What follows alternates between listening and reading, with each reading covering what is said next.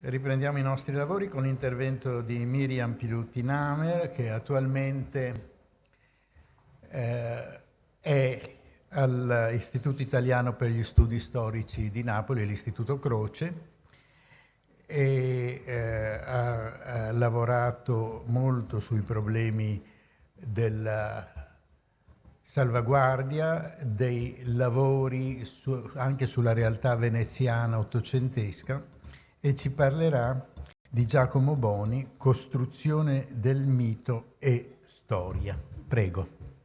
Buongiorno a tutti, ringrazio tutte le persone che hanno collaborato alla realizzazione di questo convegno che, come ha detto stamattina Gerardo Ortalli, ha preso diverso tempo, un paio d'anni almeno, di lavoro molto concentrato, veramente di condivisione di problemi, di approcci, di argomenti. Quindi volevo ringraziare il Comitato Scientifico e poi tutti coloro che sono intervenuti, nonché lo Stato dell'Istituto Veneto, e poi le persone che ormai da diversi anni partecipano di questa ricerca su Giacomo Boni, che ho iniziato a condurre su alcuni aspetti specifici, che poi si è aperta a una più generale riconsiderazione del profilo di Giacomo Boni, che come sanno tutti coloro che sono addentro all'argomento, ma forse che conoscono meno le persone che non hanno avuto l'occasione di leggerlo, quantomeno, se non di conoscerlo dalla letteratura scientifica, è stato uno dei più importanti, forse il più importante archeologo italiano, sicuramente a cavallo tra 8 e 900, ha avuto anche una enorme fortuna a livello internazionale, ed è figura molto complessa, la quale ebbe diversi ambiti di interesse, ma una sua peculiarità di iperattivismo, cioè di interessi che veramente spaziavano su tutti i campi delle arti, intese come concetto unitario, provenendo da una formazione tecnica. Quindi gli studi sulla conservazione, che adesso in questo momento, diciamo, del convegno, dobbiamo legare agli studi sulla conservazione, più in generale gli interessi specifici di Giacomo Boni. Ecco, in questo settore gli studi sono stati portati avanti negli ultimi, sicuramente nell'ultimo decennio, ma in realtà ormai da una ventina d'anni, se non di più, in diversi aspetti, da parte di Andrea Paribeni, che poi parlerà domani ma di un altro tema, e di tutte le persone che poi si sono occupate a diversa ripresa di aspetti di conservazione anche declinata in diversi contesti. In particolare io ho studiato il rapporto con Venezia grazie allo studio del carteggio con John Ruskin, e Irene Favaretto è la persona che ha iniziato a Venezia gli studi su Giacomo Boni, con un approfondimento che farà successivamente, e ancora poi di conservazione si parlerà declinata nei diversi argomenti specifici. I tentativi che sono fatti di riunire tutti gli aspetti di questo tema non sono andati a buon fine, cioè esistono tesi di dottorato che si sono spese su questo tema, una si chiama L'occasione perduta di Marco Pratelli, ma non hanno poi, sono riuscite insomma in qualche modo a dare una forma a questa materia così eterogenea. Ecco, invece in quest'ultimo anno ho lavorato sulla parte finale, sull'ultimo periodo di Boni, che viene di solito considerato come il momento del declino. Però naturalmente per tutti coloro che si interessano di ricostruzione della storia, non soltanto delle distorsioni, ma anche della tradizione che viene poi tramandata nell'intessere il mito, che, come capite, si formò in anni di regime, di costituendo regime, poi di affermazione del regime fascista, che fece poi della romanità uno dei suoi elementi forti, e utilizzò questa figura anche attraverso le persone che furono deputate alla tramandare la memoria di Giacomo Boni. Questo perché la vicenda documentaria è una vicenda intricatissima che vale la pena affrontare. Ecco. Quindi il mio intervento è stato concepito per aprire i lavori della mattina, riguarda l'analisi delle fonti e in qualche modo le superfetazioni che si trovano all'interno della costruzione della memoria. Mito è usato in termine improprio, come tutti i classicisti sanno, però era naturalmente per spiegare, per rendere immediatamente l'idea su cosa si intende. Cioè, da una parte l'analisi delle fonti, dall'altra la tradizione, potremmo dire letteraria, comunque in ogni caso l'analisi di una serie di opuscoli, in particolare il libro di Evatea in 2 volumi, 1300 pagine, che si chiama Giacomo Boni nella vita del suo tempo, esce nel 1932, ecco, spiegare come queste opere siano in qualche modo risultato di una serie di elementi contrastanti che devono però in quegli anni, siamo negli anni tra 25 e 32, devono trovare spazio. In parte io dovrò leggere e spero di farlo in una maniera che sia comprensibile a tutti. Ecco, appunto, il tema è quello dell'attendibilità degli studi di tradizione. Il libro di Evatea è un riferimento obbligato per tutti coloro che si avvicinano a Giacomo Boni e quindi mi sono posta questo problema. Primo, chi fosse Evatea, secondo, quanto sia affidabile questa biografia veramente monumentale. E quindi in relazione a questa biografia affrontare le fonti che poi possono aumentarne o diminuirne o comunque verificarne il tasso di veridicità. Ecco, non tratto qui del rapporto con Luca Beltrami per non anche aggravare con una serie di riferimenti testuali il mio intervento, però Luca Beltrami fu uno dei direttore dell'ufficio regionale per la Lombardia, una delle figure di spicco dell'Italia di fine Ottocento, un grandissimo amico di Giacomo Boni, persona che lo sostenne moltissimo e che subito alla sua morte si spese in una serie di articoli lunghi che uscirono per il Marzocco su tutta la carriera professionale di Boni e che poi ebbero anche un esito in una biografia nel 26. Quindi, come capite, già l'urgenza, la morte di questa figura, di avere immediatamente un testo dove venissero indicati i fatti principali e venisse spiegato quale fosse la relazione tra le persone e i fatti.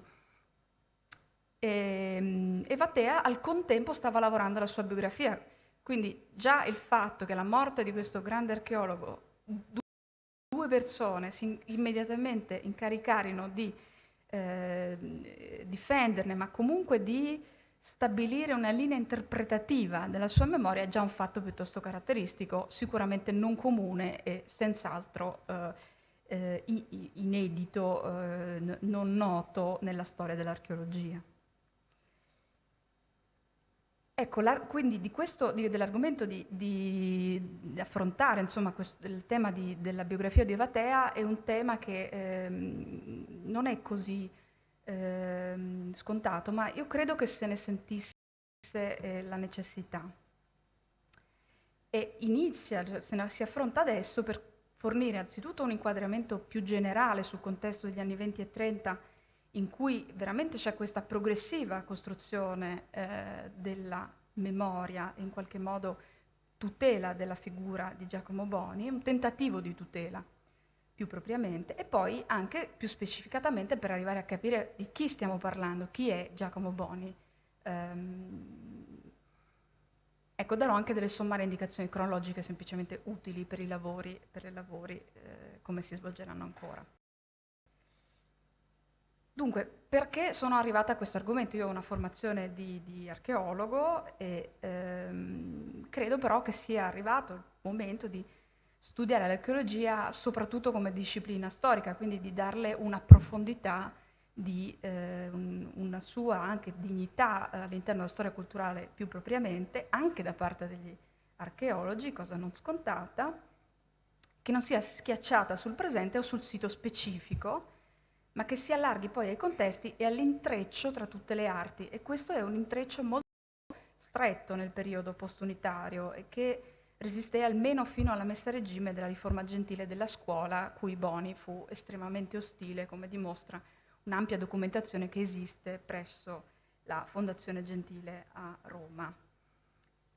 E poi devo dire che tutto sommato non conoscere bene, profondamente, in dettaglio, questo problema di stratificazione delle fonti e di elaborazione del mito mi sembra abbia portato a una percezione di perdita di senso complessivo del pensiero dell'operato di una figura veramente di alto profilo, forse la più celebre e tra le più condizionanti per l'archeologia italiana, con un eco molto importante in ambito internazionale. Questo è il primo convegno che si offre questa prospettiva ampliata del rapporto tra Venezia e Roma.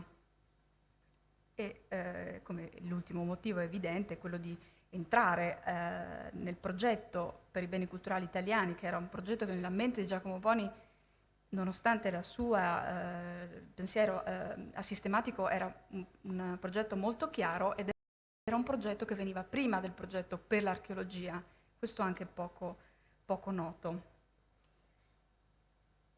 Allora, il mio intervento si articola in questo modo. C'è una prima parte che è dedicata alla costruzione della memoria, poi alcune riflessioni conclusive su quale potrebbe essere un'archeologia che si muove all'interno delle discipline storiche a tutti gli effetti e infine vi leggerò un brevissimo estratto del ricordo che Ugo Ietti fa in Cose Viste di Giacomo Boni per aprire ai lavori sulla sezione veneziana. Boni morì nel luglio del 1925, era nato nel 1859 e anche se morì nel 1925 aveva fatto a tempo a aderire pienamente al regime fascista. Aveva celebrato nel 1922 la marcia su Roma con entusiastiche parole per Mussolini e per le camicie nere e aveva preparato la commemorazione della prima marcia nel 23 presso l'altare di Cesare nel foro nell'ottobre e poi offrì anche il disegno con la ricostruzione autentica del fascio littorio. Queste sono cose note a cui si aggiunge documentazione che dimostra che ignorò le violenze successive all'omicidio di Giacomo Matteotti nel giugno del 24, di cui era stato ampiamente informato.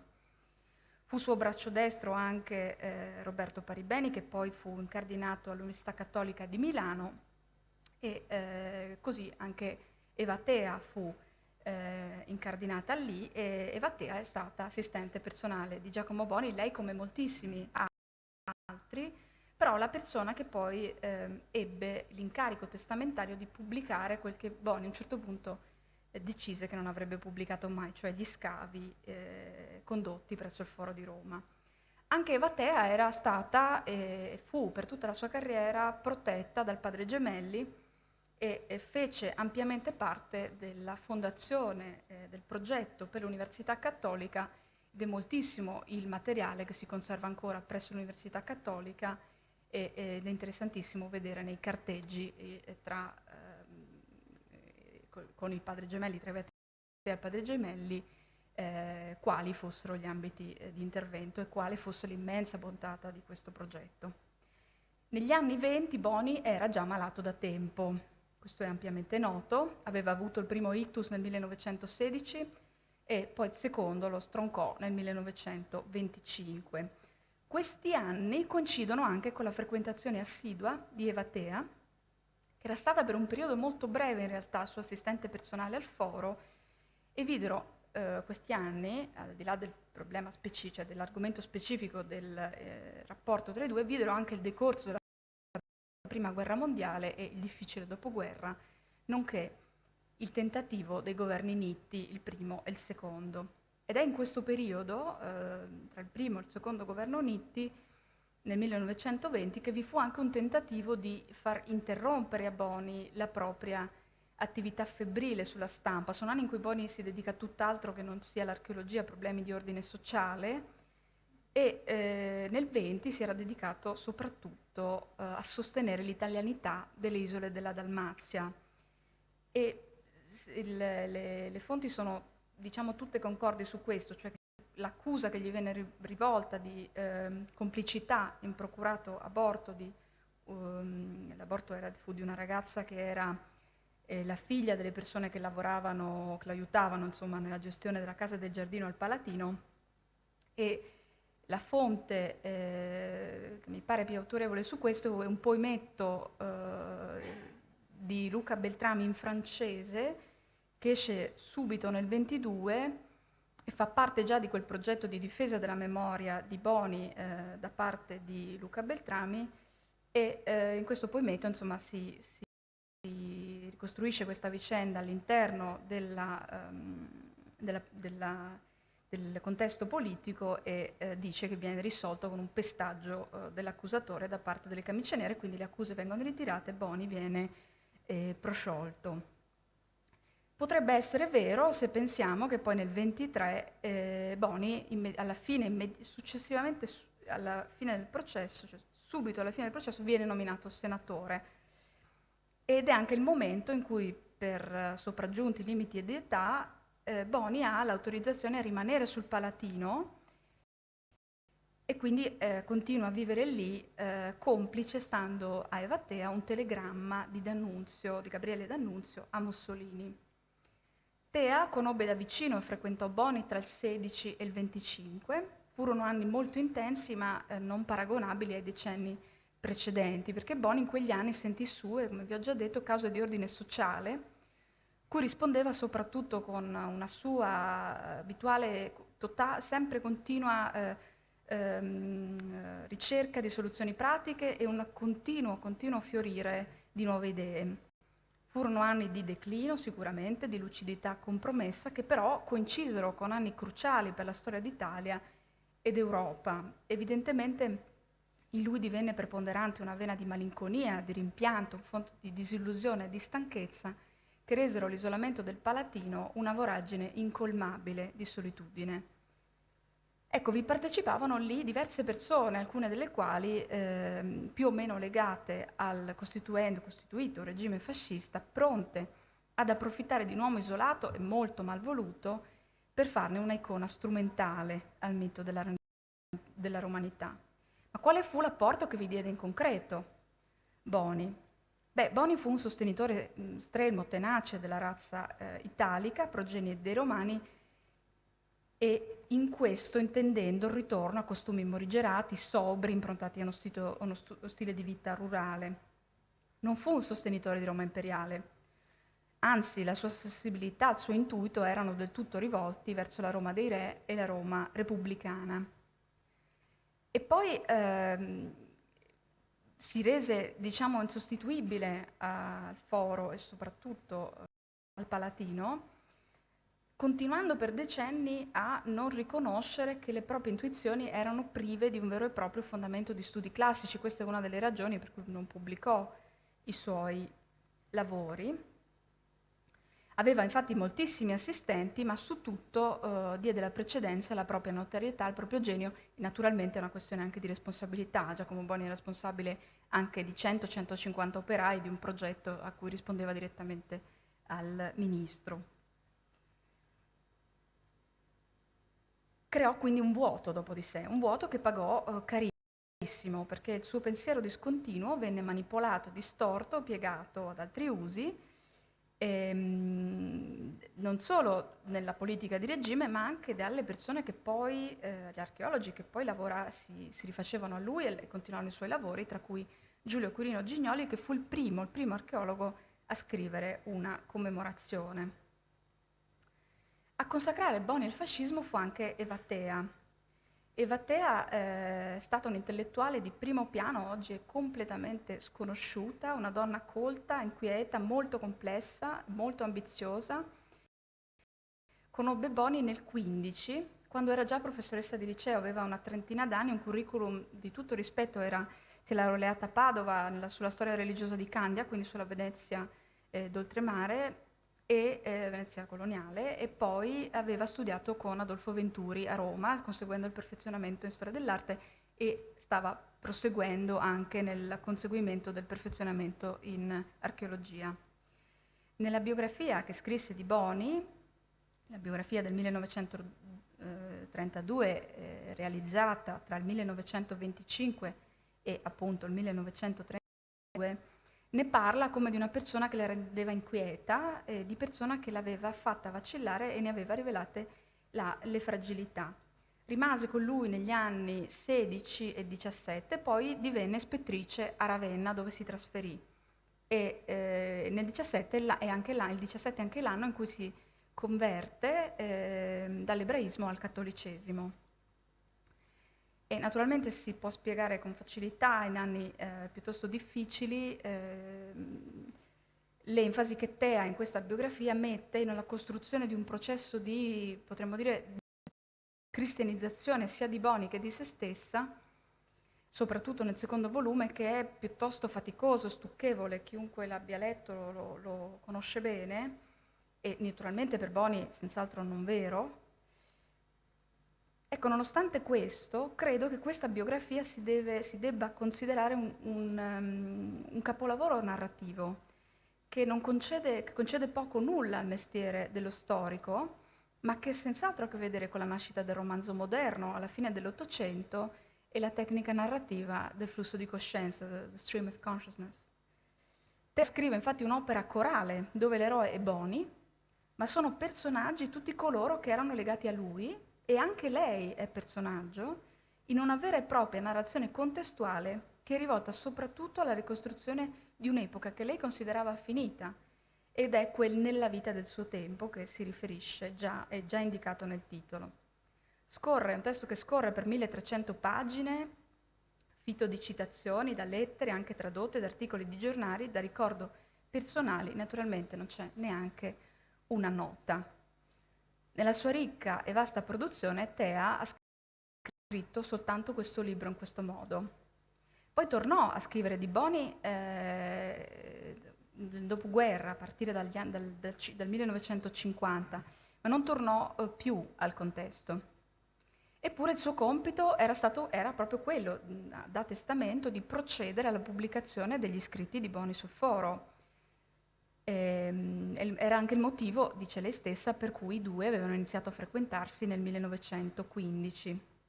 Si dedicò a questo, le è stato ingiustamente rimproverato di non averlo fatto, fu anche molto criticata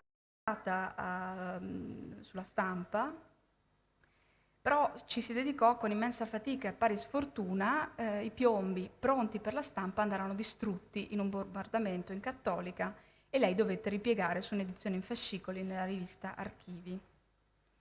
Pubblicare anche lavori discontinui di Boni non deve essere stata impresa facile. Quindi perché scrisse quest'opera tanto articolata e complessa, molto difficile da inquadrare e che ebbe anche alcune recensioni sicuramente piuttosto incredule, ma anche piuttosto severe. Lei lo pubblicò che era vicina ai 40 anni.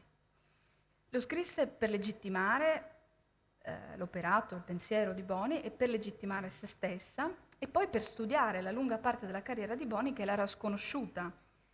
Stiamo parlando degli anni tra il 1879 e il 1915, quindi tutta la carriera, possiamo dire, di Giacomo Boni. Ma anche scrisse questo libro per offrire al pubblico di riferimento di Boni, che comprendeva molti uomini dell'alta società e molte signore, con cui Boni tratteneva lunghissimi carteggi sulla flora, la fauna, un po' tutto quello che gli passava per la mente, ecco, per offrire un libro bello da leggere. Boni, come sapete, non fu mai eletto a membro dei Lincei, non fu mai considerato un accademico, non fu mai accettato in quel contesto. Avrebbe insomma dovuto pubblicare gli scavi, questo gli veniva chiesto e veniva sollecitato continuamente, ma la sua intelligenza fervida era troppo rapida per essere adeguata, probabilmente gli mancavano anche i fondamenti di studi classici per portare l'argomentazione al livello necessario, quindi da solo non avrebbe insomma potuto farlo. Tea pensò evidentemente che prima di procedere a una edizione di questi scavi bisognasse anche spiegare come lavorava questa persona e quindi e anche naturalmente sfruttarne la fama probabilmente anche in chiave in chiave insomma personale, cioè legandosi a questa persona anche ufficialmente. Può anche essere che non fosse del tutto un'iniziativa sua, va detto che non ci sono documenti che testimonino una commissione di questo testo e Tea sembra anche scrivere sempre da donna libera, quindi io non escludo e anzi propendo per l'ipotesi che i 2 volumi siano interamente concezione e opera sua. Ecco, veniamo ora alle fonti per la ricostruzione storica. Di Boni uscirono a stampa tra il 25 e il 26 diverse commemorazioni, di alcune ho già detto, Beltrame soprattutto, poi ci sono persone saldamente legate al fascismo, Giulio Quirino Giglioli, archeologo, e Davide Giordano, che era stato sindaco di Venezia ed era socio dell'Istituto Veneto qui, e anche amici del passato come Goietti, e poi condanne durissime che venivano da contesti di natura antifascista, e si tratta in particolare di Giovanni Costa, che addirittura scrive sulla rivoluzione liberale di Piero Gobetti. Dell'opera di Tea ho trovato per ora 2 recensioni, entrambe piuttosto caute, e una sempre per mano di Giovanni Costa, durissima, veramente lapidea. Giacomo Boni non ha lasciato materiali che andassero a costituire un proprio archivio personale, alcuni preziosi, una selezione insomma, di pezzi belli e di documenti importanti si conservano presso gli eredi a Mestre, ma la più parte dei documenti raccolti fu patrimonio e responsabilità di Eva Tea. E domani ci dirà Andrea Paribeni dell'archivio cosiddetto Boni Tea, che viene donato nel 65 prima della morte di Boni, prima della morte di Tea, però alla morte di Tea tutto l'archivio personale è stato riversato al Museo di Castelvecchio a Verona, perché lei era di Verona, la famiglia è di Verona.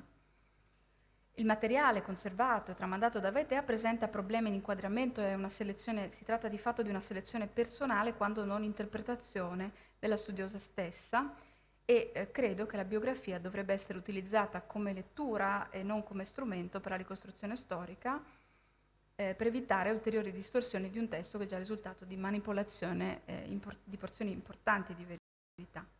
Rimane la produzione di Boni a stampa, la saggistica che anche se non è stata raccolta per intero è disponibile, e poi la produzione più importante, quella degli articoli di giornale, che furono veramente nel numero di centinaia e che non sono stati mai raccolti e che sono patrimonio documentario fondamentale per anni di lavoro straordinari e cruciali per il Foro Romano e il Palatino. Questo è un lavoro che forse varrebbe la pena fare. Sulla periodizzazione dell'operato di Boni vale quello che è stato indicato nell'introduzione, ma ripeto per chi si appresta adesso a seguire i lavori sul percorso professionale di Boni, c'è un primo periodo a Venezia tra il 1879 e il 1888, tra i 20 e i 30 anni, segue un periodo di ispettorato per conto del Ministero, con sede a Roma ma attività in tutta Italia, tra il 1888 e il 1898, con breve inciso nel 1895 alla direzione del Foro. I lavori al Foro tra il 1898 e fino diciamo, al 1923, naturalmente con diversa intensità, interruzione nel 1902 per il periodo in cui Boni fu a Venezia per il crollo del campanile, e poi progressiva contrazione dell'attività a partire dal 1910, anno in cui Boni si trasferì a vivere sul Palatino. Ecco, Boni non fu un uomo che si fece da sé, né fu isolato, per quanto irregolare, come da bella definizione di Roberto Balzani di stamattina. Poi nei decenni successivi, in cui poi in Italia l'accademismo ha preso il sopravvento nella logica dei maestri delle scuole la costruzione di un percorso professionale che muovesse dall'architettura e si fosse poi aperto a diversi campi delle scienze tecniche ed umane, e naturalmente con con risultati diversi. Sembrò un'anomalia. Già Boni invece reputava erronea la divisione tra archeologi e storici dell'arte, indicava nell'assenza di una preparazione tecnica adeguata la lacuna nella formazione di entrambi, si lamentava del fatto che gli architetti dovessero fare gli archeologi perché gli archeologi non sapevano fare gli archeologi. E la storia stava però andando diversamente, il predominio delle lettere poi venne progressivamente sostituendo le competenze tecniche, con penalizzazione significativa delle discipline che come l'arte e l'archeologia fortemente dipendono dal rapporto con la materia.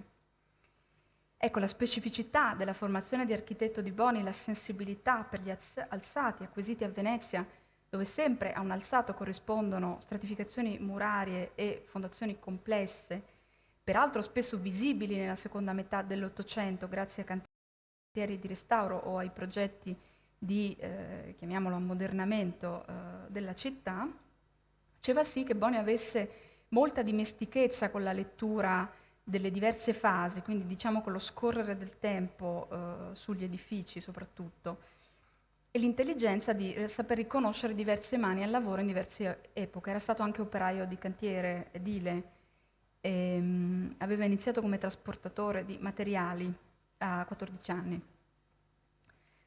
Ruskin gli aveva insegnato a Pisa esattamente come e dove guardare per effettuare il rilievo architettonico. Questa forse è la più importante eredità che Ruskin lascia a Boni, cioè come effettuare un rilievo architettonico, sottolineando, andando al di là della pura riproduzione tecnica, ma educando la mano a cogliere gli aspetti più significativi. E poi aveva avuto frequentazioni veramente con decine e decine di artisti e architetti che provenivano da tutta l'Europa e anche da fuori dall'Europa. Venezia era anche una città di opportunità e lui era sicuramente una persona che sapeva coglierle. Anche a Roma ebbe diverse opportunità. Spesso però si tralascia la sua esperienza proprio di ispettore che condusse per 10 anni in tutta Italia, che conosceva veramente pietra per pietra. Ecco, credo che la storia dell'archeologia sia ormai matura per superare l'accademismo che fa, poi per spiegare tutto deve fare anche l'anomalia, deve creare l'anomalia perché altrimenti non si spiega, non è lineare, e invece ripercorrere quel filo sottile di unità nelle arti che era al centro del progetto del Ministero dell'Istruzione nel regno neonato. Quindi appunto un contesto dove non c'erano i settori disciplinari, diciamo. Lì l'archeologia non era disgiunta dal paesaggio, alle persone, dai luoghi e il lavoro d'ufficio dall'impegno civile, naturalmente non per tutti e in diversa misura. Però Boni è un caso di funzionario che aveva anche un interesse profondo per la vita della società in tutti i suoi aspetti. E all'insegna del rapporto stretto tra archeologia e paesaggio che poi nacquero le soprintendenze, contraddistinte da un forte accentramento ma al contempo dall'estrema mobilità dei propri funzionari. E Boni è un caso di ispettore che veramente ebbe incarichi in tutta Italia e che si poi declinarono quegli sforzi all'insegna di valori della vita morale che furono propri delle più autentiche convinzioni di Boni e anche sulla necessità di stabilire un rapporto sincero, diciamo, fondato, tra sito archeologico e natura, di questo in realtà si è anche già detto stamattina, e in cui non c'è solo Boni, c'è sicuramente Paolo Orsi in Sicilia, e poi ci sono archeologi irregolari come Umberto Zanotti Bianco. Ecco, vengo infine e concludo alla, potremmo dire, attualità di questo mito, agli elementi che ancora credo siano attuali in questa figura tanto versatile. Fu un uomo, forse banale, ma dedicò tutta la vita al lavoro, con sacrifici personali che ebbero poi ripercussioni di varia natura sulla sua salute e sulla vita privata. Fu anche un comunicatore di primo ordine. Scrisse trafiletti di giornale pressoché tutte le settimane, tenne conferenze pubbliche, tenne visite guidate personalmente, scrisse lettere, decine, centinaia di lettere con diverse persone che in questo modo, facendo conoscere i lavori al foro a un pubblico vasto, internazionale, interessandolo, facendosi finanziare e mantenendo costantemente l'attenzione sugli scavi. Si preoccupò di coinvolgere l'opinione pubblica mediante tecniche che ora si definirebbero di crowdfunding, cioè di raccolta, diciamo, dal basso, dalla raccolta di semi per fare del Foro del Palatino un parco giardino, fino all'istituzione dei Sodales Palatini, che erano le sottoscrizioni per far sì che appunto il Palatino non restasse mai senza fondi per la propria dotazione di, oggi lo chiameremo verde generico, ma insomma specie di piante, specie di fiori. Fu attento gestore dei finanziamenti, oculato, e spese anche di tasca propria per assicurare con tutti i mezzi possibili il lavoro agli operai, che erano, come vi ho già detto, arrivarono fino al numero di 150, che li dirigeva personalmente in un cantiere che rimase sostanzialmente sempre aperto, a un certo punto anche perché lui vi abitava. Ecco, quindi, perché ancora parlare di Giacomo Boni? Io credo perché è figura capace di restituire il messaggio che il tempo conserva nei secoli con determinazione, coraggio, fiducia nel proprio progetto professionale e personale, e al contempo senza mai dimenticare quale fosse stata la propria storia e senza mai tralasciare i doveri, le responsabilità e la consapevolezza di trovarsi in una condizione di privilegio. Io in questo ho ancora, come forse avrete capito, grande ammirazione per Giacomo Boni, e per chiudere vi leggo questa brevissima citazione del ricordo che fece Ugo Ietti di Giacomo Boni, che si trova in Cose Viste, e che dice: Giacomo Boni, oggi che è morto, voglio ricordarlo quando giovane, ilare e infaticabile, lavorava a scortecciare e frugare il Foro Romano, piuttosto che quando infermo e profetante era sceso a scavare il Palatino e a dimorarvi. Chi allora, tra il 1898 e il 1910, l'ha veduto e udito, ha davvero veduto e udito uno degli uomini più singolari e affascinanti di questo secolo. Solido e massiccio sugli scarponi da contadino, vestito alla buona di lana ruvida o di greggia tela, il volto rosso tra gli occhi turchini e la barbetta che presto cominciò a mutar l'oro in argento, a quei tempi, dentro il greco, il latino e l'italiano della sua favella ordinaria, egli ficcava ancora molte native interiezioni veneziane che facevano sussultare anche i morti di quel sacro recinto. Perché questo sacerdote della Dea Roma, che quando alzava dal suolo del foro un ciotto di tufo infangato per offrirlo all'adorazione di un visitatore, pareva un ufficiante in atto di porgergli la santa parola, era nato a Venezia.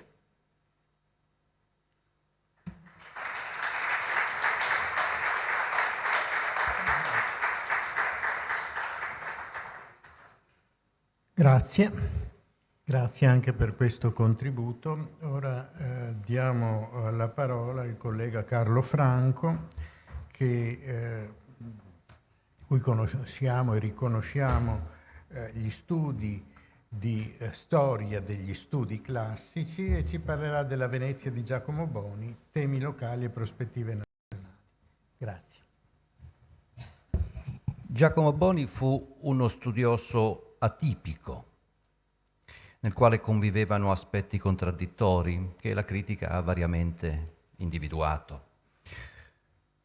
L'interesse per gli aspetti materialistici, magari, come ha ritenuto Carandini, derivati dal pensiero socialista anglosassone, l'impegno per il metodo, ma anche la presenza di elementi irrazionali, spiritualismo, entusiasmo retorico, nazionalismo. Finalmente il problematico rapporto con il fascismo, che gli è costato giudizi durissimi. La palma credo vada a un contributo di Filippo Quarelli del 1982, cito solo questo: un véritable précurseur du fascisme, pour certains aspects du pire racisme nazi. Tutti questi temi troveranno spazio nei contributi presentati a questo incontro di studio. Per parte mia esordirei osservando che separare il Boni tecnico impeccabile, o presunto tale, dallo studioso irrazionale non è scelta felice. L'unione di retaggi socialisti, di nazionalismo, di culto della romanità si spiega entro le caratteristiche della cultura italiana tra l'età umbertina e la guerra mondiale. E la stessa conversione ideologica di Boni corrisponde a quella compiuta da larga parte dell'area crispina cui egli fu vicino in gioventù. Anche la questione politica è assai complessa. Richiamo ancora il più volte citato profilo di Croce. Croce giudicò Boni nel 1939 privo di serio sentimento politico e derubricò il suo atteggiamento verso i potenti, Mussolini compreso, a una notazione quasi psicologica. Cito da Croce: egli accettava e avvolgeva delle stesse speranze ed elogi tutti gli uomini del potere, tutti i governi che si succedevano, per i quali tutti escogitava qualche riferimento romano, trovava qualche immagine di bellezza. È un giudizio molto riduttivo, che evidenzia però l'interesse costante di Boni per i contatti autorevoli. Dai suoi sforzi giovanili per ottenere appoggi a Venezia, ai contatti con i ministri, alle frequentazioni dei salotti nobiliari romani, agli incontri con le celebrità internazionali in visita al foro. Cercare sostegno nella comunicazione e appoggi nella politica fu per l'autodidatta Boni una scelta indispensabile, già perseguita appunto nella sua giovinezza veneziana, e a Venezia dunque, al suo clima culturale tardo ottocentesco, è tempo di volgersi. Venezia divenne italiana nelle forme più incolori e mediocri, il giudizio è di Mario Isnenghi, nell'ottobre del 1866. Dopo la rivoluzione del 48-49, dopo il distacco della Lombardia nel 60, l'ultima fase della dominazione austriaca era stata stanca e diffidente. Gli effetti di questa situazione sull'autopercezione della città furono molto rapidi.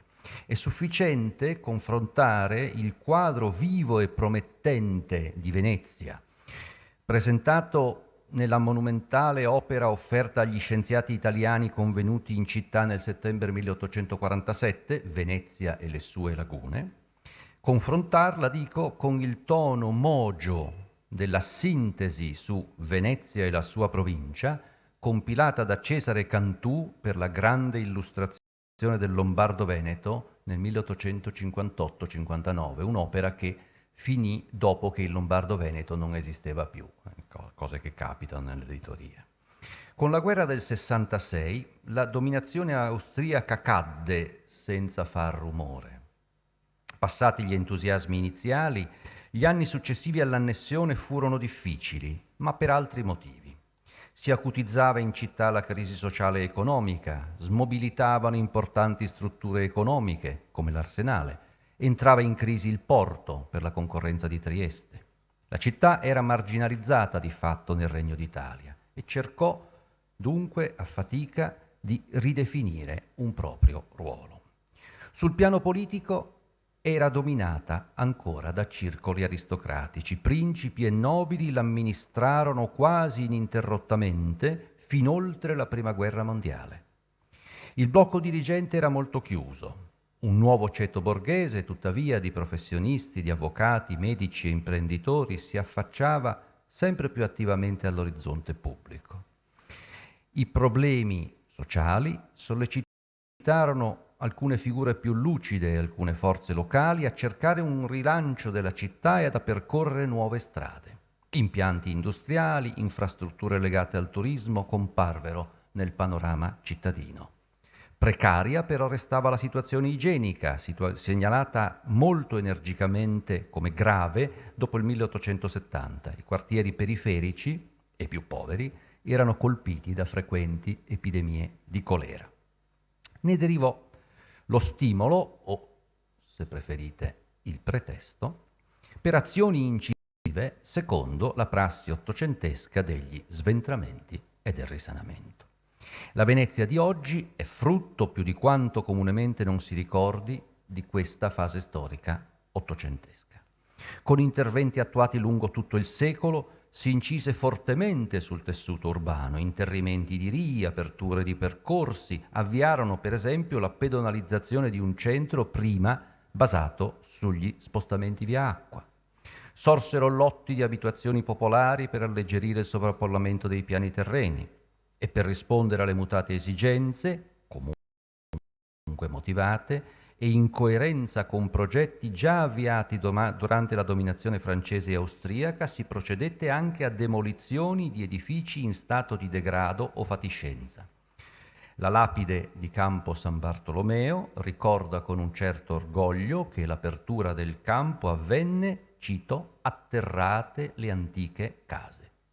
E, non distante da qui, dopo l'unità, iniziative analoghe come lo sventramento della zona di San Paternian per creare l'attuale Campo Manin riflettevano la stessa logica. Oltre alla perdita del patrimonio edilizio, queste azioni implicavano di fatto una ridefinizione dell'idea di Venezia e coinvolgevano dunque il problema della conservazione del patrimonio culturale. L'esigenza di tutelare almeno i monumenti principali fu acquisita molto lentamente. Quando nei primi decenni del XIX secolo erano state alienate e svuotate chiese, scuole, conventi, ad esempio, ci si era preoccupati abbastanza dei quadri, come mostra l'azione di Leopoldo Cicognara o di Pietro Edwards. Un po' meno ci si era occupato della scultura, anche se qualcosa, per esempio, Monsignor Moschini poté salvare. Qualcosa si fece per archivi e biblioteche, grazie a Jacopo Morelli, a Teodoro Correr o Emanuele Cicogna, ma non c'era un'idea complessiva circa la tutela dei monumenti. Lo mostra la sorte dei mosaici, non solo e non tanto quelli di San Marco, ma quelli di Torcello e soprattutto quelli di Murano. Ricordo a tutti i veneziani presenti che un mosaico di Murano si ammira a Potsdam, dove è emigrato negli anni 40 dell'Ottocento. Subirono questi patrimoni, dopo lunghi abbandoni, manomissioni o restauri anche pesantemente inadeguati. Solo lentamente gli storici dell'arte da una parte, gli ingegneri dall'altra, approfondirono le questioni teoriche e le analisi delle tecniche per imparare ad intervenire strutturalmente su edifici delicati. Talora la prassi storicistica ebbe esiti infelici, come nel caso del Fontaco dei Turchi. Tuttavia, il progresso insegnò poi a suggerire soluzioni capaci di recare ai monumenti non danno, ma vantaggio. Certo, il problema della tutela assumeva dimensioni impegnative quando riferito ad un'intera città. In Venezia era forte l'opposizione al cambiamento. L'ingresso nella modernità appariva un trauma inaccettabile, l'adeguamento non la soluzione alla crisi, ma una minaccia letale. Era la spiegabile reazione alle trasformazioni subite da Venezia dopo il 1797. C'era la difficoltà di lasciare un vecchio ordine cadente forse ma rassicurante per uno nuovo e incerto. Si temeva forse anche la dissoluzione di taluni assetti sociali, pesava lo stereotipo fatto proprio anche dalla città o da parte di essa della Venezia funebre e dormiente. La città era pensata anzitutto come luogo della memoria e del passato e la definitiva perdita di peso politico seguita all'unità non aiutava. Nacque un'illusoria vocazione neo-insulare, di cui ci sono tracce credo anche nella Venezia odierna, che implicava però una dissociazione tra una realtà in movimento e un immaginario invece immobile. Un ruolo importante nella ridefinizione dell'idea di Venezia ebbe il rapporto con i foresti. La presenza straniera, legata a frequentazioni illustri e al turismo, era importante nel paesaggio cittadino. Questa presenza, che si traduceva anche in iniziative imprenditoriali, per esempio alcune delle industrie impiantate in Venezia erano di capitale non veneziano, implicava modifiche di equilibri consolidati. Da fuori Venezia erano arrivate, anche sul piano culturale, le bordate dei teorizzatori dell'antimito della Serenissima, vista come governo cupo, altro che libertà, quella cupezza della Repubblica di Venezia che i melomani ricordano nei Due Foscari Verdi, tanto per fare un esempio. Ma erano arrivati anche da fuori Venezia i viaggiatori più o meno romantici e sguardi più avveduti di scrittori e artisti stranieri. Di fatto cominciavano ad aver sempre più peso idee di Venezia che non dipendevano dall'immagine che la città sapeva dare di sé, ma da quella che altri creavano di essa, appunto la Venezia degli altri. Ai ceti intellettuali e alla classe dirigente locale si pose dopo l'unità il problema di legittimare sul piano politico e ideologico il proprio spazio di gestione e quello di reagire a questa sorta di ingerenza esterna. E vennero i fasti di Venezia italiana, sabauda, esibitamente laica. L'arte della Serenissima e le glorie del 48 furono al centro di una politica della memoria, come è provato dalla toponimia, dai nomi assegnati alle scuole, dalla scelta dei monumenti destinati a ornare i campi. Carlo Goldoni, un'idea serena della Repubblica, Paolo Sarpi e l'interdetto romano, Manin, Tommaseo, il Risorgimento, Vittorio Emanuele ed eventualmente Garibaldi, l'adesione alla patria.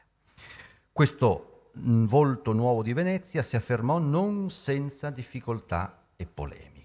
Eppure fu proprio un Foresto, divenuto autorevole interprete di Venezia, a dare consistenza culturale, ma in chiave antimoderna, alla difesa della città. E parlo naturalmente di Ruskin. Il suo ripensamento di Venezia, maturato già dagli anni 40, lo convinse che la città andava preservata integralmente, evitando rifacimenti ispirati a uno storicismo inconsapevole dell'estetica. Il suo culto per l'originale era radicale, al punto da fargli preferire, forse, la rovina degli edifici al loro rifacimento. È bene ricordare che Ruskin, già dopo il 1845, aveva lamentato che Venezia non era più quella di una volta. 1845. La colpa era del ponte ferroviario che aveva trasformato Venezia in una specie di Manchester. Così disse Ruskin.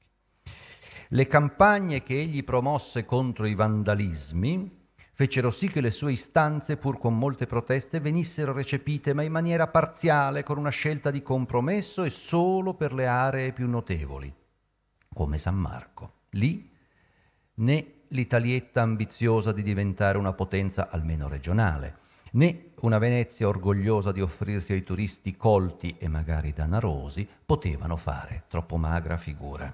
Non vi furono invece cautele per il tessuto urbano nella sua interezza, abbandonato ad ulteriori pesanti stratificazioni. La prosa di Ruskin, la sua attenzione per le arti minori esercitarono sul giovane Boni un influsso notevole. Di là gli vennero la chiave estetica, il rispetto per gli edifici, il gusto per il colore, la vegetazione, l'attenzione per i dettagli costruttivi, la passione per le epoche più antiche e anche il tono profetico e visionario. Se però Boni ebbe una visione dei problemi di tutela assai più concreta di quella di Ruskin, lo si deve all'influsso del dibattito storico sviluppatosi in Venezia, soprattutto all'Accademia di Belle Arti. Boni conosceva, come anche Ruskin del resto, gli studi di Selvatico, aveva chiara la prassi storicistica dell'architettura neogotica di Boito, della quale siamo ospiti in questo momento, e l'esperienza sua concreta di lavoro nella Venezia degli ingegneri indirizzò la linea. Intervenire sugli edifici ma non essere scrapers, restaurarli senza rifarli, quindi non diventare custodi di rovine. È interessante capire come Boni sia riuscito a trasformare queste idee in un programma di forte impatto mediatico, se ne è già accennato stamattina. Poco si ricava dalla leggenda dell'autodidatta straordinariamente precoce che fin da giovanissimo avrebbe avuto in sé tutte le linee del suo futuro lavoro e la prospettiva di Eva Tea. Molto resta da fare per ricostruire i suoi inizi, dagli studi tecnici all'attività presso le ditte di costruzioni, alla frequenza all'Accademia di Belle Arti, all'influsso di Giacomo Franco. Mi interessa notare che in pochi anni il giovane Boni, ambizioso, ma di umili condizioni, estraneo dunque alle cerchie di potere che dominavano Venezia in quegli anni, riuscì a ritagliarsi in città uno spazio di visibilità pubblica e in qualche modo di autorevolezza. Due furono le vie, i contatti inglesi e gli ambienti della stampa e della politica, e torniamo ancora qui al tema delle polemiche di cui si era parlato già stamane. Un notevole riscontro ebbe un opuscolo basato su materiali di Boni, sull'avvenire dei nostri monumenti in Venezia, uscito nell'aprile 82. Esso si inseriva in una polemica molto lunga sui restauri di San Marco ed ebbe una certa notorietà grazie all'impegno per diffondere codesto opuscolo svolto dalla cerchia di Ruskin, che vigilava in qualche modo sulla tutela della città. La storia dei rapporti di Boni con la stampa periodica meriterebbe un'analisi specifica. Dopo il luglio del 1880 egli aveva cominciato a pubblicare articoli giornalistici sui restauri di Palazzo Ducale. Egli ebbe certo da subito l'appoggio, anche fuori di Venezia, di personaggi come Vittore Grubissy o Primo Levi Italico. Ma è bene ricordare che il giornale locale che accolse gli articoli di Boni fu l'Adriatico, un giornale di posizioni liberal-democratiche, diretto allora da Sebastiano Tecchio Junior, consigliere comunale di Venezia, deputato della sinistra e poi senatore. Anche questa è una linea che vediamo tornare. Usare la stampa come megafono per le campagne polemiche era una scelta già ruskiniana. La risonanza estera degli scritti di Boni su Venezia infastidiva però l'ambiente locale, geloso delle proprie visioni e dei propri giudizi, e però sensibile, come sempre, alla stampa straniera, all'opinione straniera. Infatti gli appoggi locali, che pur non gli mancavano, non seppero mettere Boni al riparo da attacchi, come provano alcuni suoi incidenti di percorso e alcune frizioni, in particolare con ambienti di San Marco.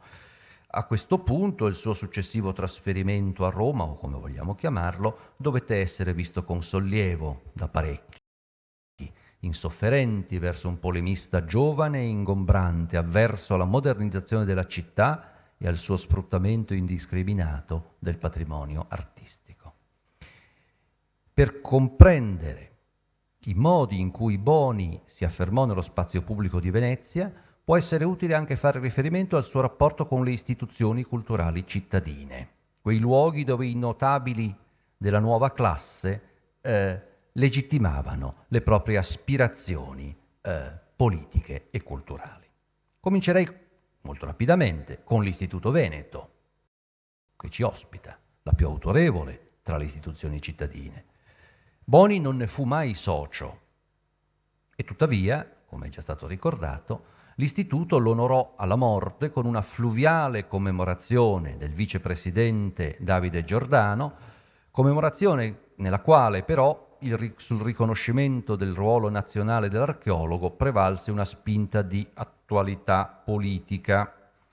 Cito: la simpatia che il Boni sentiva per Giulio Cesare, quel grande, la sentì risvegliarsi ogni qualvolta vide nostri uomini politici assumere atteggiamento cesareo. Chissà a chi stava pensando.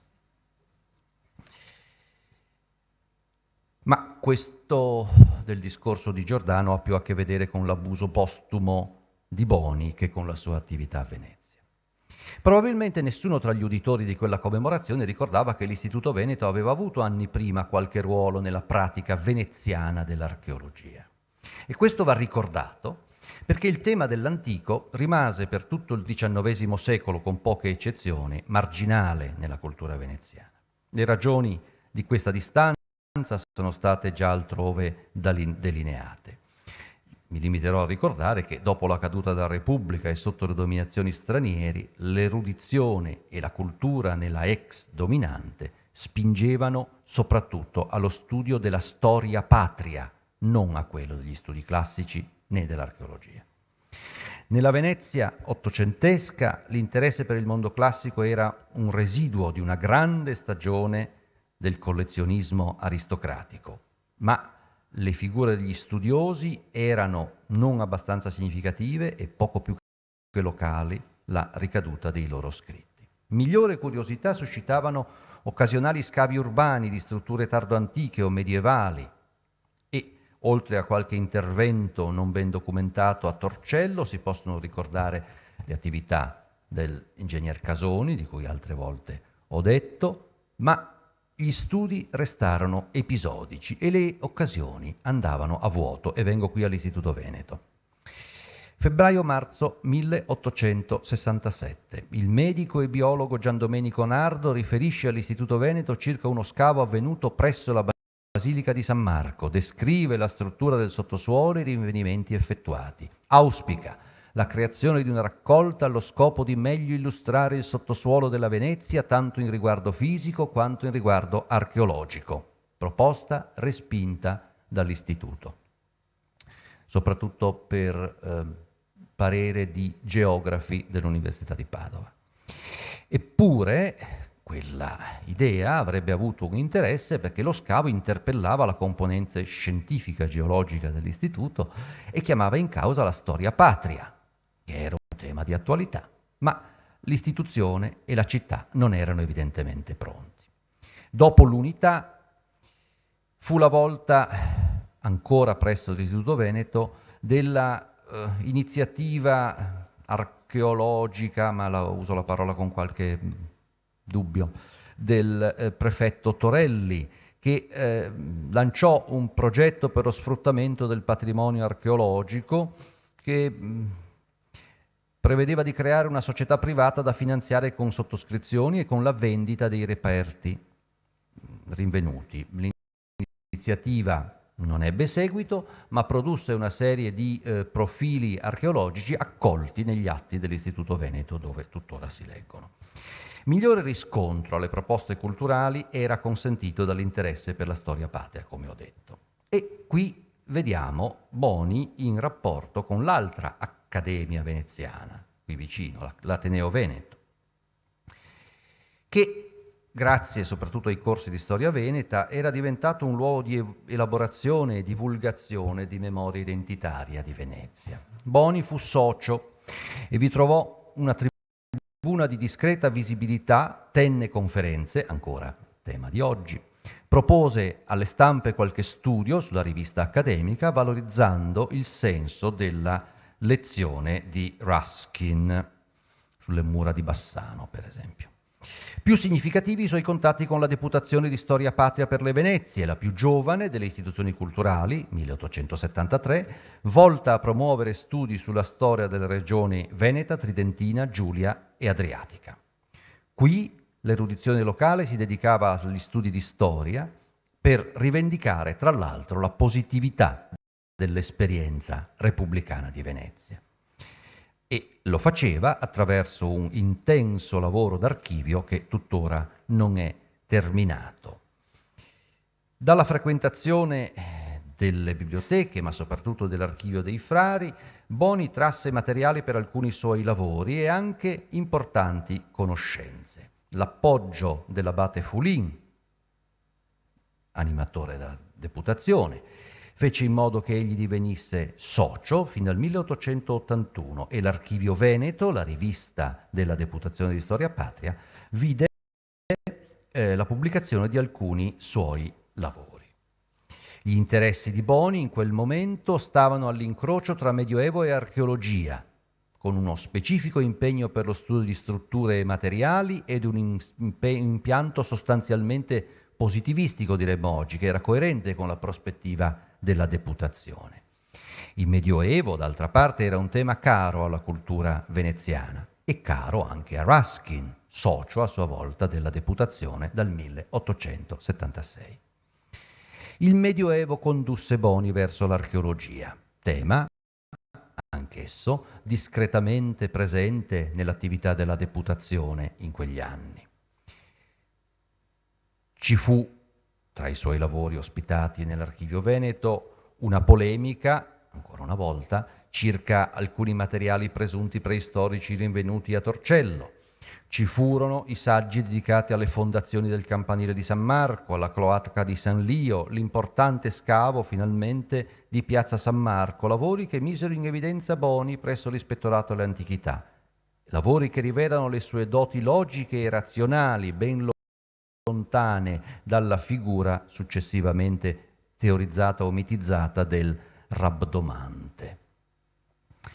Dalle ricerche di Boni in campo di archeologia urbana poteva derivare una seria archeologia medievale a Venezia e in Italia, ma così non fu. Non mi occupo dell'Italia, mi occupo di Venezia e sottolineo che in città mancavano le basi culturali per indagini di questo tipo. D'altra parte, la successiva attività di Boni, dopo il trasferimento a Roma, fecero passare sia Venezia sia il Medioevo in secondo piano. Il clima ideologico della Roma umbertina nella quale gli si trovò a lavorare lo spinse a mettere il proprio orgoglio nazionalistico al servizio dei valori del nuovo Stato unitario, insieme a quella generazione di tecnici, già citata oggi, Sacconi, Beltrami, Ricci, coinvolti poi nell'avventura dell'Archivio Storico dell'Arte diretto da Adolfo Venturi. Cito da questa rivista un lavoro di Boni sui restauri di Palazzo Ducale, perché egli afferma che questi restauri erano esemplari e li contrapponeva agli scempi compiuti a San Marco e al Fontaco dei Turchi, perché questi lavori facevano pensare, cito, con orgogliosa compiacenza al ridestarsi degli italiani del sentimento di rispetto dei patri monumenti.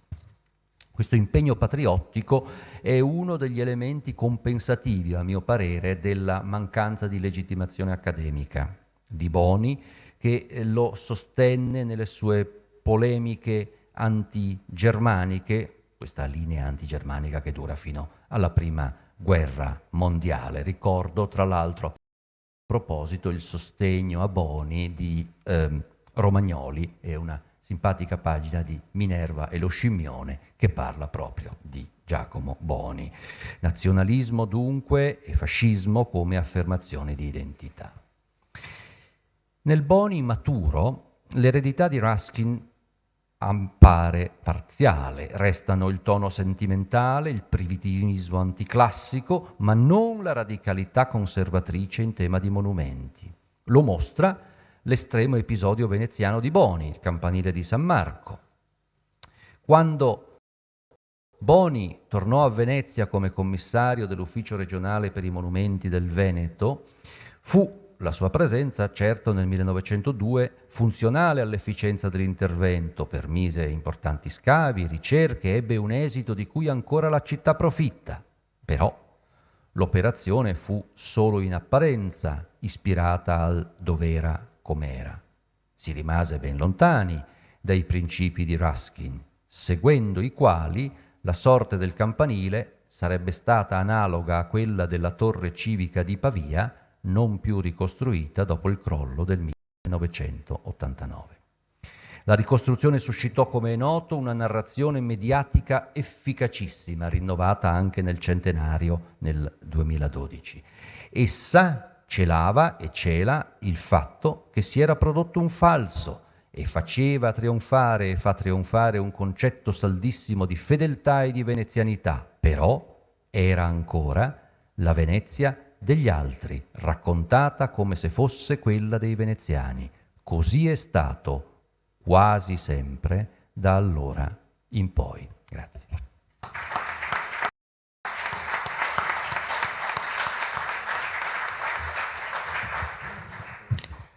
Grazie anche per questo intervento, non rimane molto tempo per la discussione, ci siamo portati un po' avanti, in ogni caso c'è almeno una richiesta già presentata di intervento, inviterei gli altri relatori della mattinata di salire a questo tavolo per domande e risposte abbastanza sintetiche. Credo che ci sia una... Prego, Balzani. La signora Chieco Bianchi.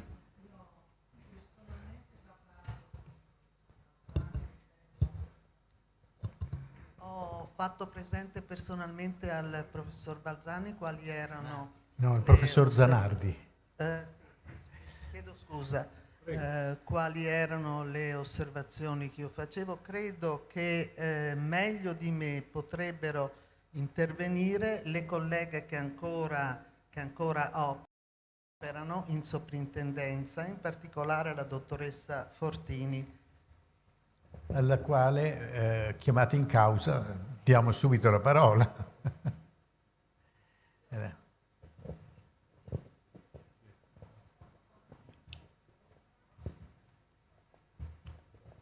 Collega che sta qui con me, la dottoressa Quaranta, siamo due funzionari della Soprintendenza Archeologica di Roma. Volevamo un po' esprimere il nostro pensiero riguardo l'attività di tutela e di salvaguardia che le soprintendenze in questo, stanno portando avanti, continuano a portare avanti, per cui non ci riconosciamo molto in questa presentazione del compito di salvaguardia che è stato dato come un qualcosa che non si sta svolgendo. Cioè io ritengo che, considerate le norme in nostra disposizione, perché dalla 1089 in poi le cose sono andate avanti in maniera non sempre lineare e ultimamente c'è stato un cambiamento proprio nell'indirizzo politico per quanto riguarda appunto la conservazione e la tutela, che certo non favorisce il nostro lavoro. Comunque noi siamo veramente, forse veniamo appunto, io personalmente sono entrata in soprintendenza nel 1976, quindi vengo dalla riforma dei beni culturali proprio di Spadolini, ne parlavamo questa mattina, e vogliamo dire che siamo proprio cresciute in questo spirito in cui ci siamo riconosciute proprio di salvaguardia del nostro patrimonio, l'importanza di farlo conoscere, quindi di farne rendere edotti il pubblico, di far rendere edotti i fruitori, che è la cittadinanza intera, certo con strumenti forse non troppo idonei. Si parlava della catalogazione, per cui non abbiamo la catalogazione dei beni culturali, a parte il fatto che sono tantissimi e che se non si è riusciti fino adesso a dare visibilità al nostro lavoro, questa può essere la nostra accusa, questo sì, ma noi abbiamo tutti lavorato. Io personalmente, noi siamo in soprintendenza, nel nostro piccolo ultimamente abbiamo schierato per esempio tutti i materiali del magazzini, 3000 schede, ma non è questo il punto. L'obiezione che si può fare alle soprintendenze è che forse non interagiscono con il pubblico, per cui quello che noi facciamo non si vede. Io parlo dei funzionari, non parlo delle altre sfere, io parlo di noi che siamo sul territorio e che lavoriamo. Forse è anche compito nostro interagire più all'esterno per capire dove sbagliamo, quindi questa è un'occasione importante per far comprendere appunto quello che stiamo portando avanti. Questo era semplicemente un po' nostra, presentarci in questo senso, che noi ce la mettiamo tutta. Grazie. Grazie. Prego. Volevo solo aggiungere brevemente, ma anche in questo caso io ho già fatto presente al professor Zanardi, e per amore della verità vorrei spezzare una lancia anche rispetto alla normativa di tutela dell'Italia, che io non credo che sia così arretrata. Adesso bisogna capire se è arretrata o comunque è stata arretrata la 1089 o se era particolarmente avanzata l'editto del Cardinal Pacca, cioè bisogna capire da che punto si vede la questione. Inoltre va forse considerato che relativamente alla parte ambientale, sempre nel 1939, abbiamo ugualmente una di tutela, che è la 1497, che non è stata citata, e figlia forse di questa legge di tutela è la 431 dell'85, legge molto scomoda perché è una legge che amministrava il territorio, e amministrare il territorio significa dare un'indicazione precisa metro quadro per metro quadro, perché i piani territoriali, di cui forse pochi sanno ma che di fatto esistono, sono stati pensati e venivano attivati da questa legge, che è la Galasso, per capirci, che forse è più conosciuta come Galasso, e questa legge in realtà è stata una legge molto scomoda, e infatti le varie riforme che ci sono state della normativa hanno fatto sì che la Galasso mano a mano sia andata a perdere di potenza sul territorio. I risultati a cui lo stesso professor Zanardi faceva riferimento, cioè quelli che noi vediamo da telegiornale, sono frutto di questa perdita di potenza, perché la mappatura sul territorio c'è stata concordata con le regioni e concordata con gli enti locali. Quindi, al di là dell'efficacia dell'azione di tutela del singolo funzionario, su cui noi siamo disponibili a prendere tutte le responsabilità di questo mondo, non è un problema, dato anche i ricchi stipendi e i ricchi rimborsi di cui normalmente usufruiamo, per cui per carità siamo pronti a qualsiasi cosa con i nostri 1.400 euro di stipendi al mese, però detto questo, questo era un inciso, diciamo così, ma per carità, cioè questi sono lavori che si fanno per passione, questi sono lavori che si fanno perché si è deciso di lavorare per lo Stato e per l'amministrazione, magari con pessimi risultati, però torno a dire che forse la normativa di tutela io mi sento di non di criticarla. Questo senza voler rientrare nelle invece polemiche così ben evidenziate e così forse come dire, ancora attuali del professor Bazzani, che invece credo abbia riportato alla luce argomenti estremamente attuali. Grazie. Grazie. Prima di dare la parola a chi deve rispondere, chiedo se ci sono altre domande per organizzare il lavoro in tempi ragionevoli. Albert Hammerman mi pare abbia alzato la mano, signorina.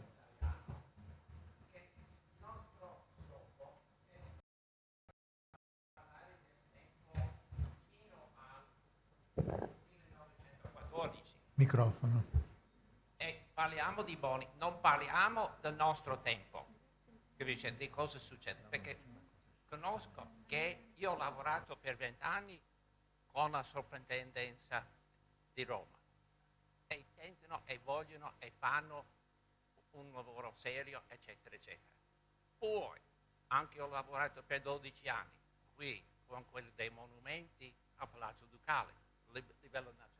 Ho lavorato in Calabria, in tanti posti, e poi ci sono tutto un misto di storie, di persone, eccetera, eccetera, ma non è il nostro scopo di parlare di cosa è successo negli anni 70, 80, 90, eccetera. Noi stiamo tornando a quei tempi del nuovo Stato italiano, e se uno legge il libro, l'autobiografia di Venturi, ridescrive esattamente quello che loro hanno detto, capisci? Non c'erano le leggi, non c'erano i tecnici, non c'era questo, non c'era quello. Quelli che gestiscono alla Minerva non sanno quello che stanno facendo, capisci? Era una tragedia, e non è che loro hanno inventato che c'erano problemi, ci sono ancora problemi, e non è il nostro scopo in questo convegno di pensare degli ultimi 30-40 anni, capisci? Perché chi lavora in soprintendenza è sempre in difesa, pensando che loro devono difendere. Se uno vede quello che è fatto in Italia con tutto il patrimonio, c'è troppo patrimonio per salvaguardare. La storia del Medioevo non si studiava prima di Gelli seriamente. Insomma, questo... E la mia opinione è che se uno va a vedere la storia dell'archeologia medievale, perché non cade nella legge, perché c'è la legge dice che fino all'ultimo imperatore, questa cosa qui, che quando era a Parma, negli anni 70, non era possibile salvaguardare i monumenti facilmente del Medioevo. D'accordo, ci sono altre domande o interventi o suggerimenti o... Sì, quindi io direi che possiamo dare un po' di spazio alle eventuali risposte, che poi è una, mi pare, dovuta. Volevo ricordare, mi veniva in mente, sentendo stamattina, quando fu firmato il decreto di istituzione del Ministero per i Beni Culturali, la situazione era attuale che, se ricordo bene, Giovanni Spadolini, che allora era, mi pare, in Israele, si fece venire a prendere immediatamente da un aereo per poter rientrare tempestivamente, poter firmare quel decreto per essere sicuro che la cosa passava. Questo almeno è il segno di un grande impegno che poi per molti versi continua.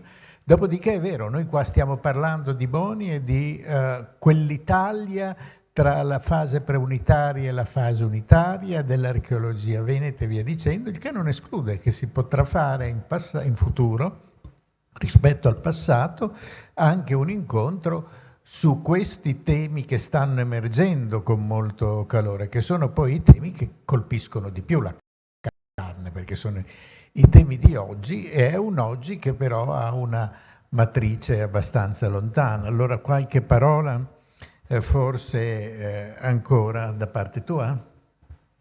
Grazie. Io dunque, innanzitutto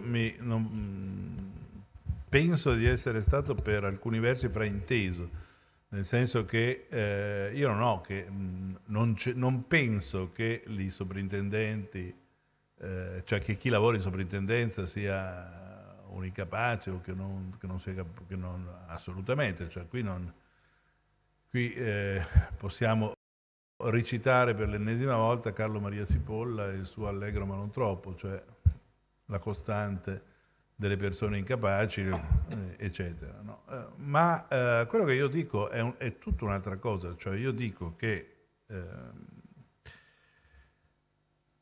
se la vogliamo mettere in termini brevi come dire,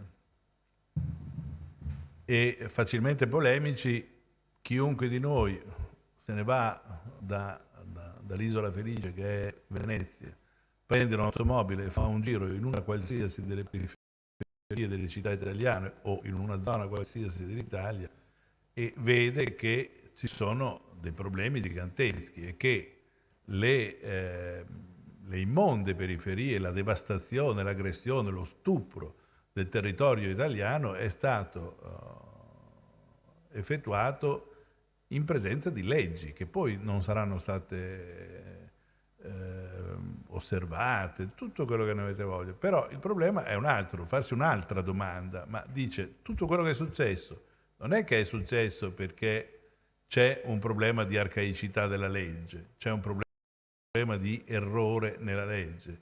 Tutto il nostro lavoro, il lavoro che noi facciamo, è un lavoro che viene, come dire, sacrificato a la mancanza di una definizione degli aspetti formali generali del nostro lavoro, cioè non è che manca uno scopo.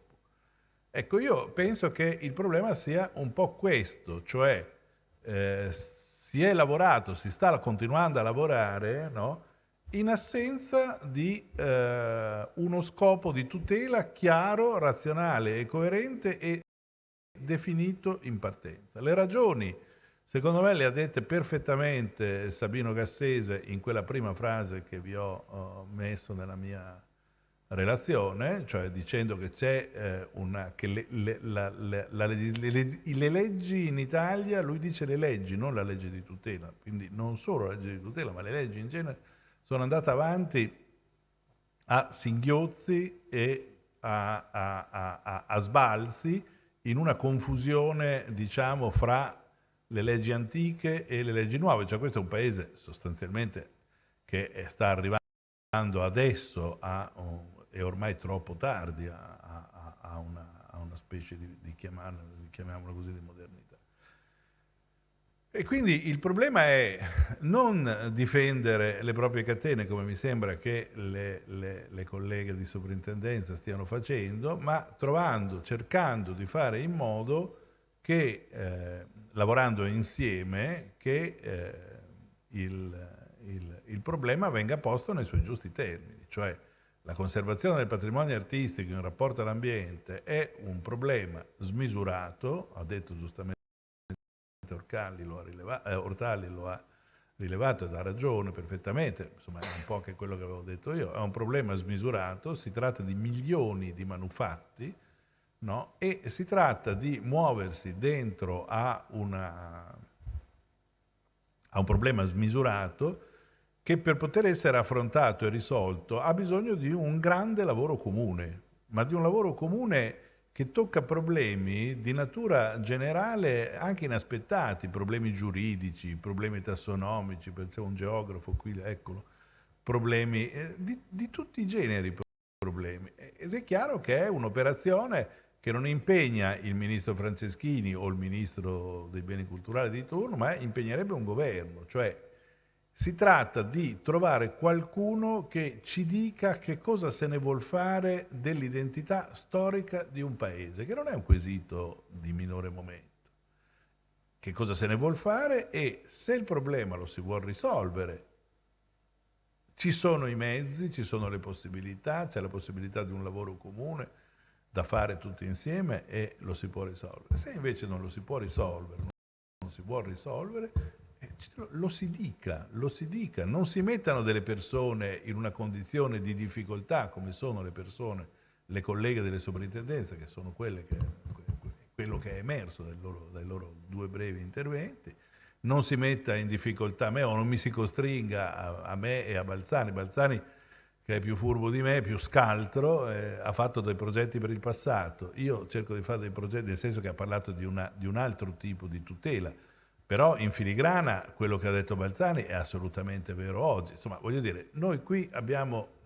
Allora, faccio due esempi tragicomici e poi chiudo, dico.